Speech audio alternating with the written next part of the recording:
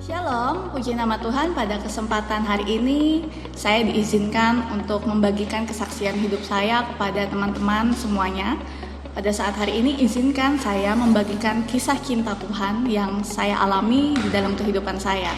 Sebelumnya perkenalkan, nama saya Elisa Kristiani. Saya saat ini sedang menempuh pendidikan magister di salah satu universitas swasta. Saat ini saya mengambil jurusan psikologi. Saya ingin memulai kesaksian saya dengan sebuah pernyataan. Kalau dibilang kehidupan saya, keputusan yang saya ambil hari ini adalah sebuah kesalahan, itu bisa jadi. Karena apa? Karena tidak ada seorang pun yang dapat dengan sempurna menangkap apa yang Tuhan katakan.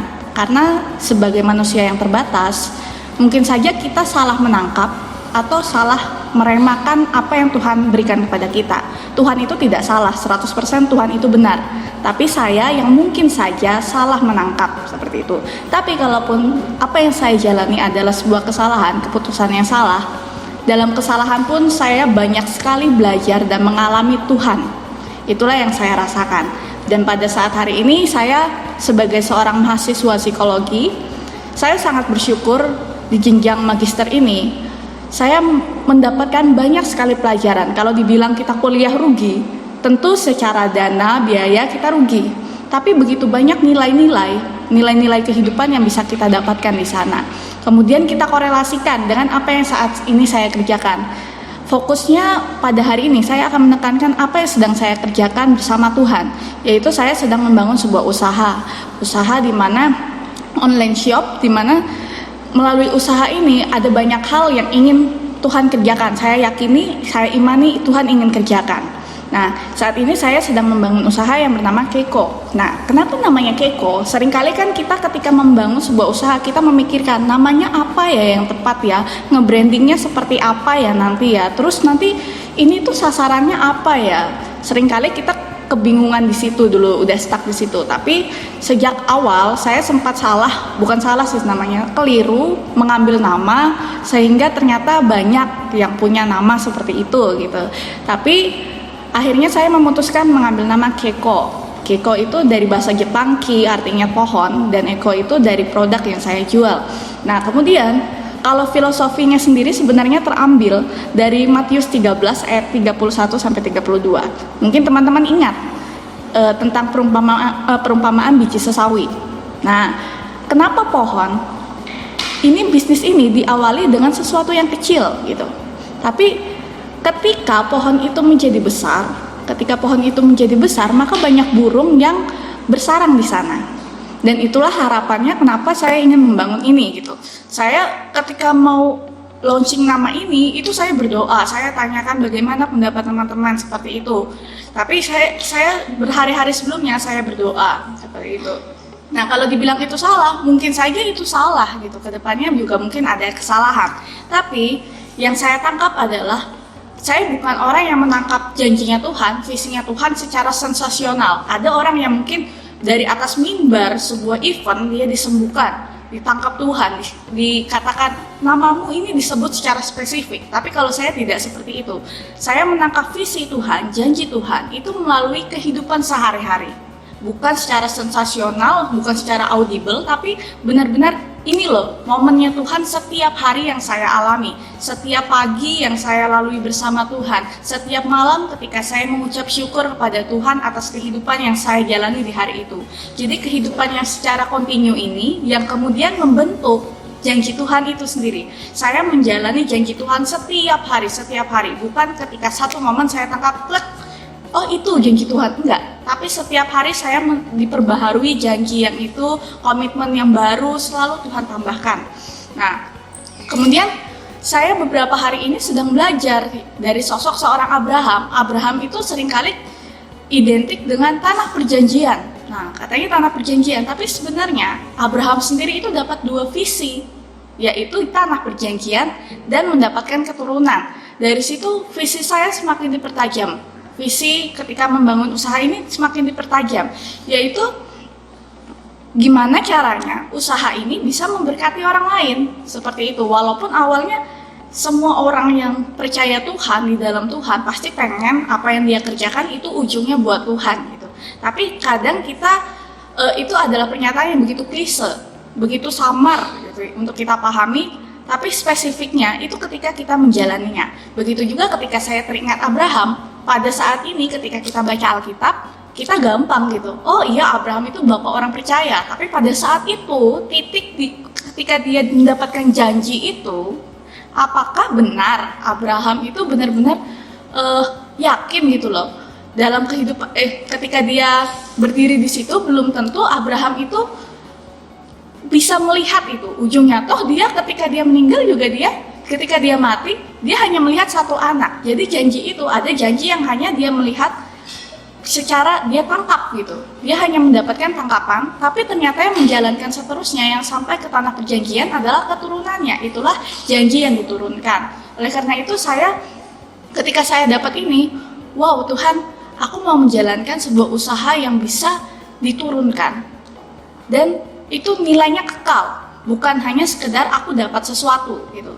Makanya setiap hari Amsal mengatakan tangan yang lamban itu awal dari kemiskinan, adalah kemiskinan bagi seseorang. Tangan yang lamban adalah apa? Tangan yang beralasan gitu loh. Disuruh ngerjain ini males, disuruh ngerjain itu, aduh aku belum bisa, aku belum mampu gitu. Tapi bukan, sebenarnya tangan yang lawan dari tangan yang lamban itu sendiri adalah mau belajar sesuatu. Justru karena kita tidak tahu sesuatu apa yang ada di depan kita, karena kita bukan orang yang maha tahu, maka ambillah langkah pertama yang benar-benar mantap. Justru karena kita tidak tahu apa-apa, makanya kita harus melangkah dan mantap. Toh kalau kita salah, dalam kesalahan kita, selama kesalahannya itu bukan kesalahan moral, tapi dalam artian kita dengan hati yang tulus mengerjakan yang kita pikir itu visinya Tuhan, itu Tuhan pasti akan bekerja kok di sana. Tuhan akan mengajari kita sesuatu. Kalau salah sedikit Tuhan luruskan ya teman-teman. Kalau salah sedikit Tuhan pasti luruskan kita selama kesalahan kita bukan moral.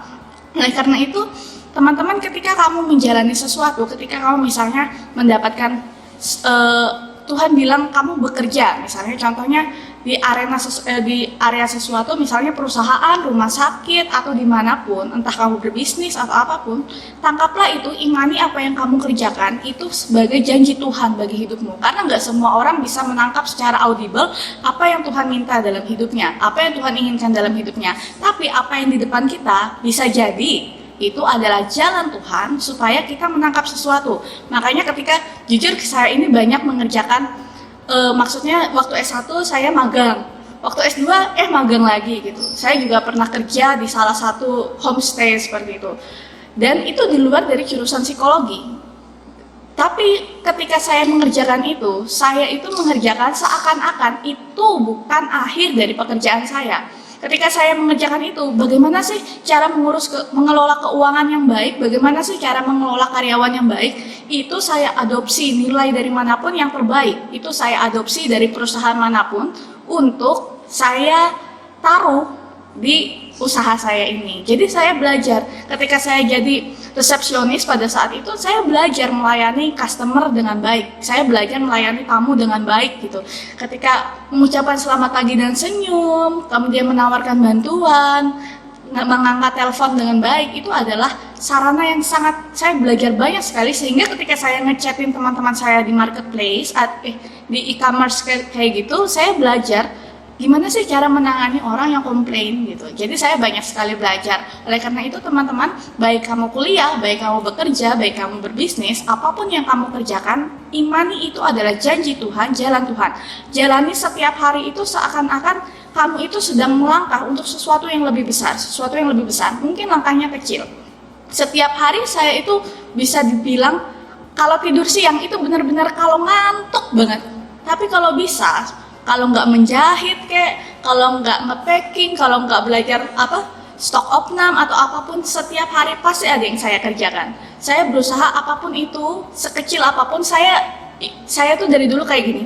Gimana caranya meyakinkan Tuhan kalau ini tuh loh benar gitu.